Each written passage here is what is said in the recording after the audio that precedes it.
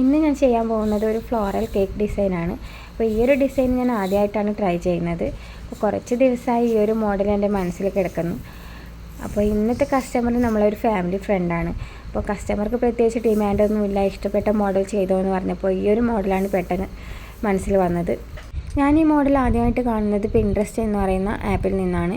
അപ്പോൾ അതിൽ നമ്മൾ സ്റ്റിക്കേഴ്സിനൊക്കെ വേണ്ടിയിട്ട് സെർച്ച് ചെയ്യുമ്പോഴാണ് ഈ ഒരു കേക്ക് ഡിസൈൻ എനിക്ക് ഇഷ്ടപ്പെട്ടത്. ഞാനത് അപ്പോൾ തന്നെ ഡൗൺലോഡ് ചെയ്ത് വെക്കുകയും ചെയ്തു. പക്ഷേ എൻ്റെ കയ്യിൽ ഇതുപോലുള്ള പാലറ്റ് നൈഫ് ഉണ്ടായിരുന്നില്ല. അങ്ങനെ ഞാൻ മീഷോയിൽ സെർച്ച് ചെയ്തിട്ടാണ് ഈ ഒരു പാലറ്റ് നൈഫ് വാങ്ങിയത്.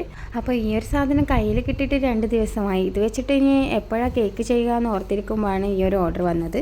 ഈ ഒരു മോഡൽ ആദ്യമായിട്ട് ചെയ്യുന്നതുകൊണ്ടാവാൻ നല്ല ടെൻഷൻ ഉണ്ടായിരുന്നു. ഫ്ലവേഴ്സിൻ്റെ പെറ്റൽസൊക്കെ നന്നായിട്ട് വരുമോ എന്നൊക്കെ ചിന്തിച്ചിട്ട് ടെൻഷൻ അടിച്ചുകൊണ്ടാണ് ചെയ്തത്. പക്ഷേ ഞാൻ വിചാരിച്ചതുപോലെയല്ല, ഫൈനൽ ലുക്ക് നല്ല അടിപൊളിയായിട്ട് വന്നിട്ടുണ്ടായിരുന്നു.